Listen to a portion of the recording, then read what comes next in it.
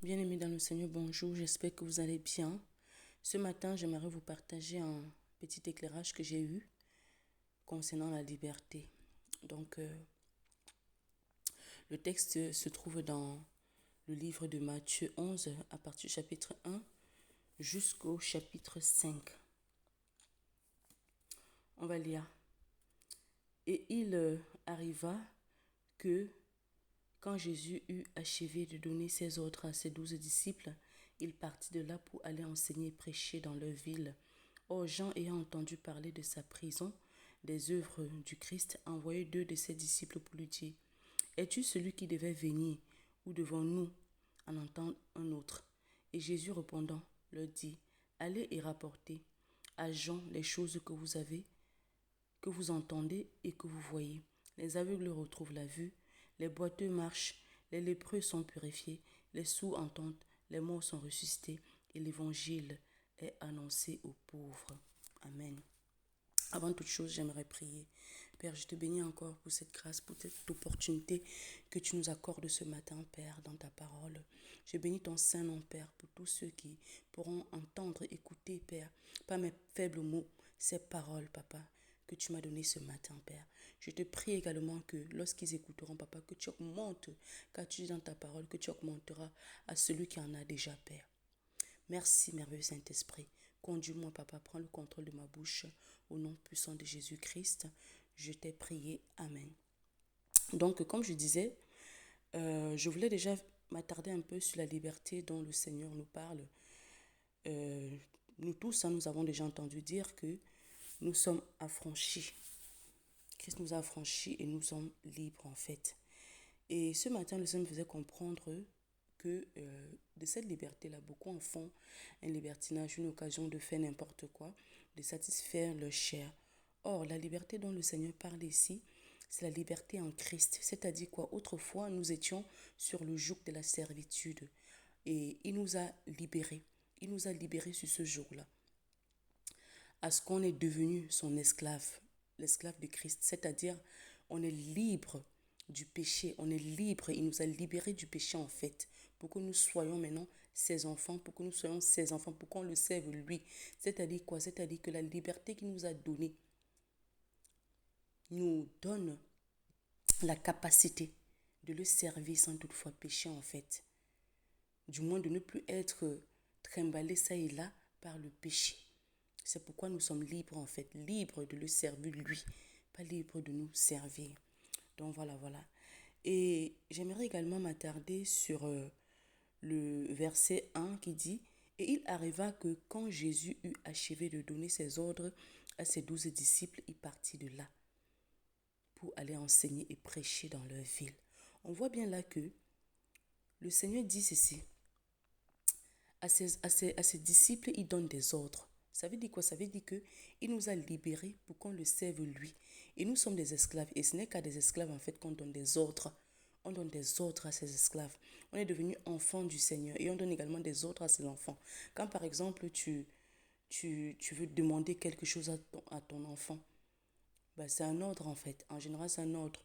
Qu'elle soit formulée de façon polie ou impolie, entre guillemets, c'est un ordre qu'on donne.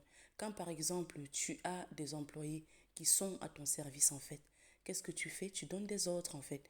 Donc, de la même manière, le Seigneur, on précise bien ici là que, la parole de Dieu précise bien ici là que, il donnait des ordres à ses 12 disciples. C'est des ordres que le Seigneur donnait. C'est des ordres. Il donnait des ordres, pourquoi? Parce que déjà, il les avait, ils étaient ses esclaves. Avant d'être ses disciples, ils étaient ses esclaves en fait. Ils étaient à son service. C'est pourquoi il a donné des ordres. Et de cette même manière, aujourd'hui, nous devons exécuter les ordres que le Seigneur nous donne dans sa parole.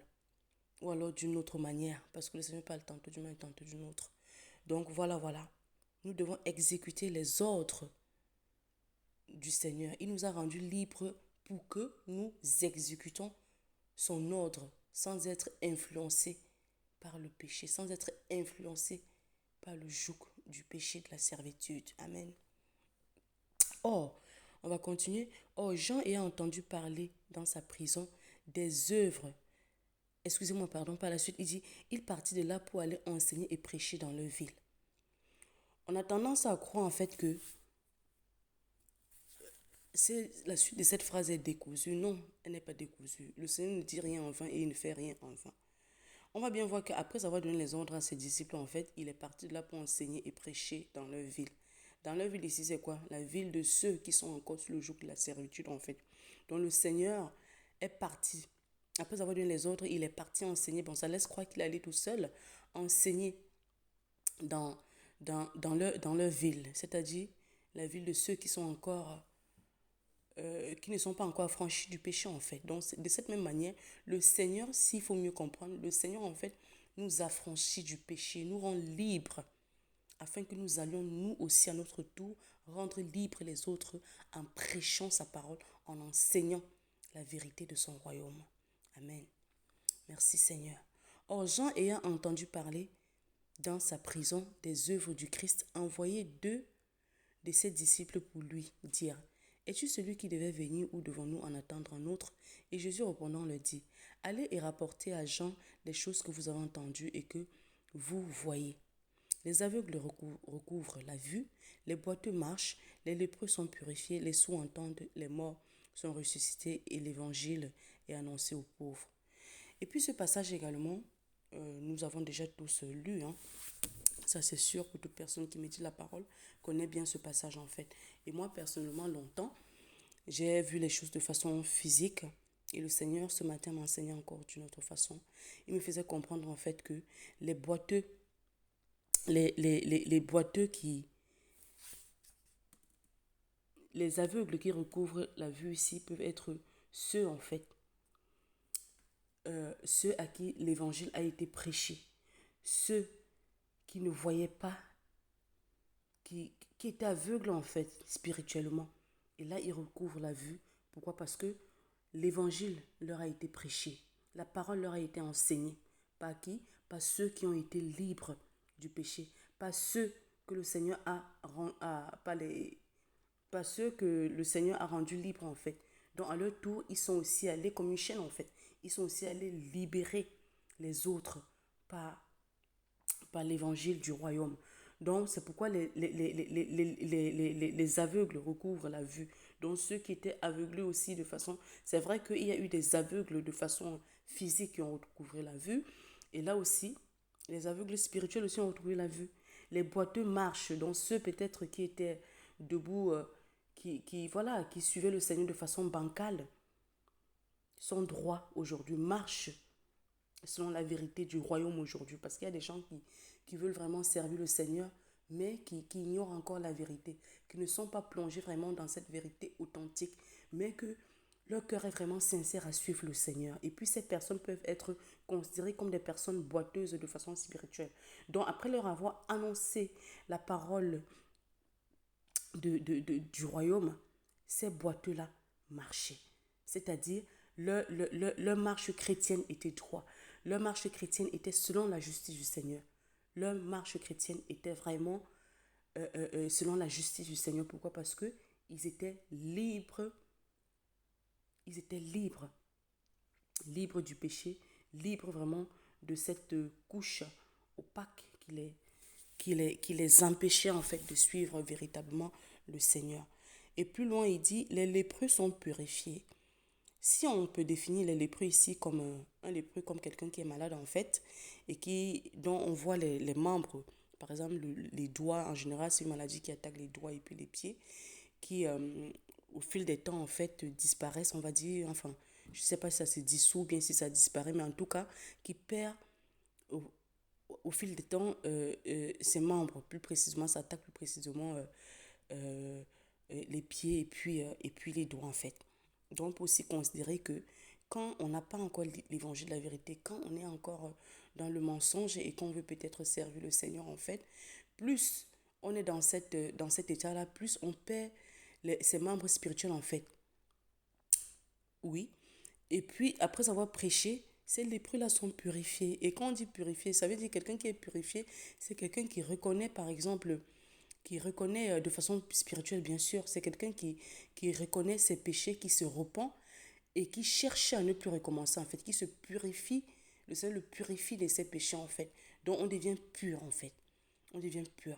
Et puis, ces personnes-là, ces lépreux-là, je vais dire, des lépreux spirituels sont purifiés. Donc, après avoir écouté l'évangile, ceux qui étaient considérés comme des lépreux spirituels étaient purifiés. C'est-à-dire, ils reconnaissaient, après avoir écouté la parole authentique, ils reconnaissaient leur handicap, ils reconnaissaient leur mauvaise voie, ils se repentaient et ils se purifiaient parce qu'ils se mettaient dans une position à ne plus recommencer en fait, à se purifier, à être pur devant le Seigneur.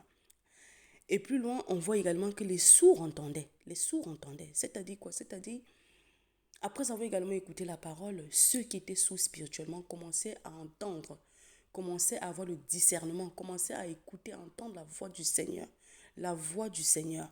C'est pourquoi ils pouvaient dire également que les sourds entendent. Parce qu'il y a des sourds spirituels, c'est-à-dire tu entends vraiment les sons, tu entends par exemple les paroles et tout, mais tu es sourd spirituellement. Pourquoi? Parce que tu ne comprends pas forcément ce que la parole de Dieu dit. Tu ne comprends pas forcément, tu n'as pas le discernement et tout ça.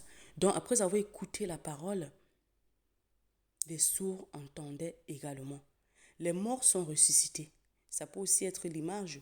Les morts sont ressuscités peuvent être aussi l'image de ceux vraiment qui n'ont plus une vie, qui n'ont même pas, enfin, oui, parce que quand on dit quelqu'un qui est mort, c'est quelqu'un qui a d'abord vécu avant de mourir, en fait.